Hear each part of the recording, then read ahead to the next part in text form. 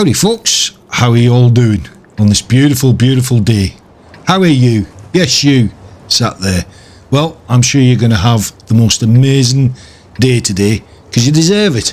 You do.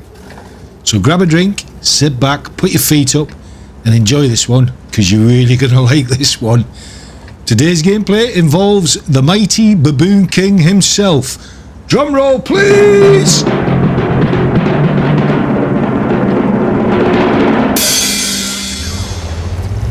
Yep, it was skills for you. Happened to be on my team.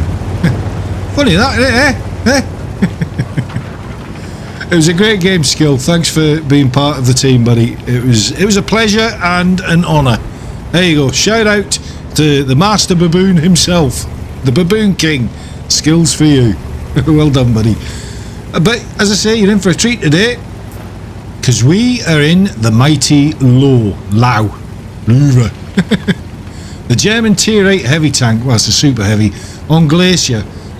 For this battle, we're in a tier 8 matchup with surprisingly just one artillery, which surprised me on this map because there's usually two. So anyway, as we watch the game in the background, Wargaming have put out today a notification about their next round of catching cheaters and penalising them. Get this, from the EU server and the North American server.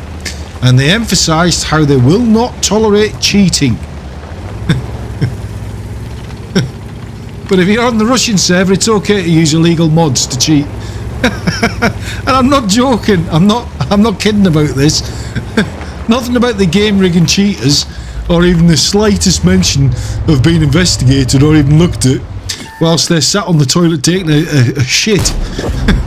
Wargaming do this every year. I think it's to try and appease the community, to let us all know that they are diligently seeking out and penalising the dirty, rotten cheaters. But only if you're on the North American or the EU server. Seriously. You couldn't make it up, you really couldn't.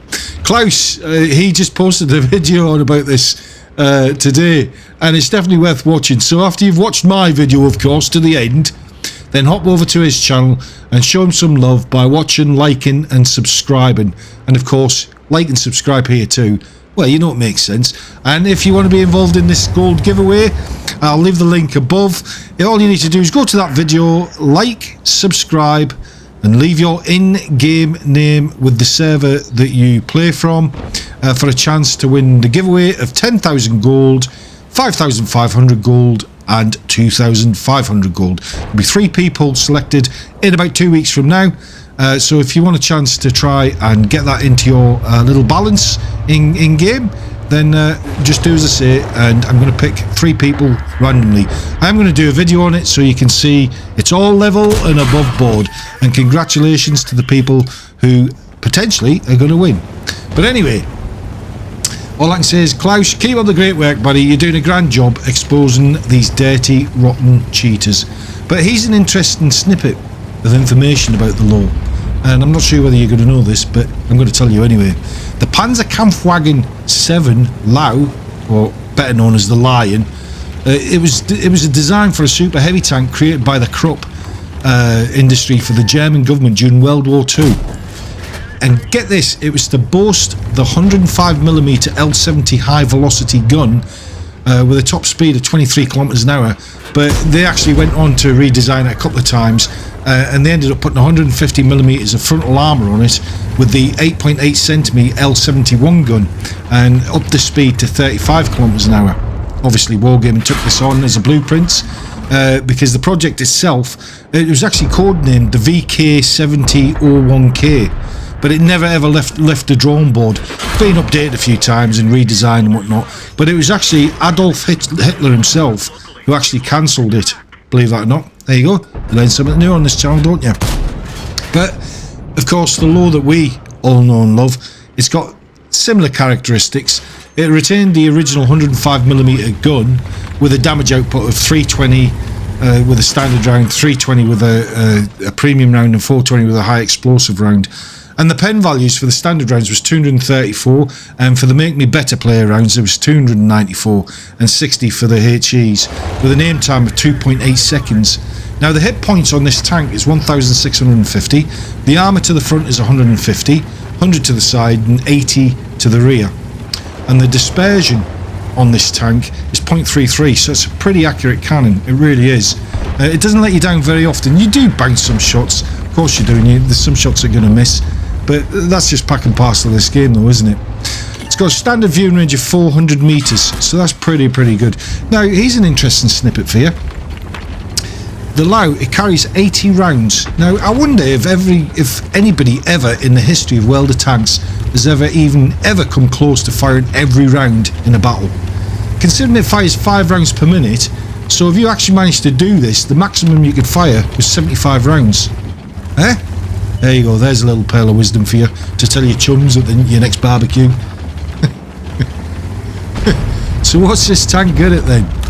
Well, it's not the fastest on the battlefield. It's got okay armour. It's got a great viewing range for a super heavy tank, and it's got a fairly accurate cannon, and it will bounce shots, but you will see tier 10s in this tank. You really will. You can side scrape in it, but really you need to find that optimal angle to reliably bounce shots. It is a really good credit maker within the game, and it actually costs you 11,200 gold to buy it. So is it worth buying and owning? Absolutely yes, 100%, definitely. Yeah, it's a no-brainer, because it really does make you good credits. As I say, it's not the fastest, but it makes lots of credits with a fairly decent cannon on it. It's a staple, isn't it? Especially, you know, I mean, we all get that, don't we? You know, in where our credits are running low, and you think, oh god, I need to make more gold, more silver. So you have a tank like this, a premium tank like this, take it out a few times, and trust me, you'll make plenty of silver with this tank. So that Stramvaga was getting a few cheeky shots in at me. See if we can take this IS-3 out. No, we got taken out, unfortunately. But let's hop over to skill and see how he's doing, shall we? So apparently they're just about to nerf the Progetto 65, the tier 10 Italian medium tank. I don't understand why. Probably to make way for the lion me thinks, perhaps. I mean, it's not this like the Progetto 65 is dominating the battlefield, but Wargaming actually said they noticed it was being played lots. Seriously, I'm not kidding you. They said it was being played too much. I'm going to show you, just watch this. We understand why the community was so emotional about the performance nerf of the tier 10 Progetto M40 Mod 65. This vehicle is very popular and players like it. So you ask why?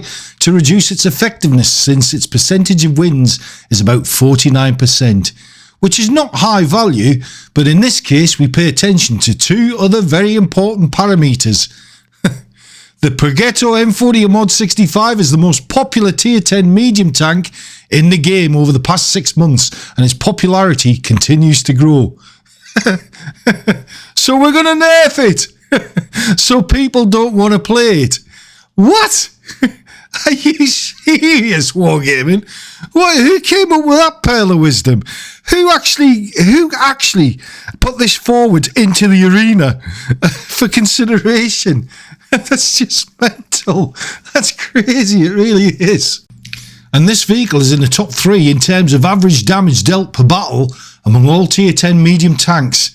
And seeing these trends, we want to slightly decrease the vehicle's effectiveness and the growth rate of its popularity. You can't make this up, honestly.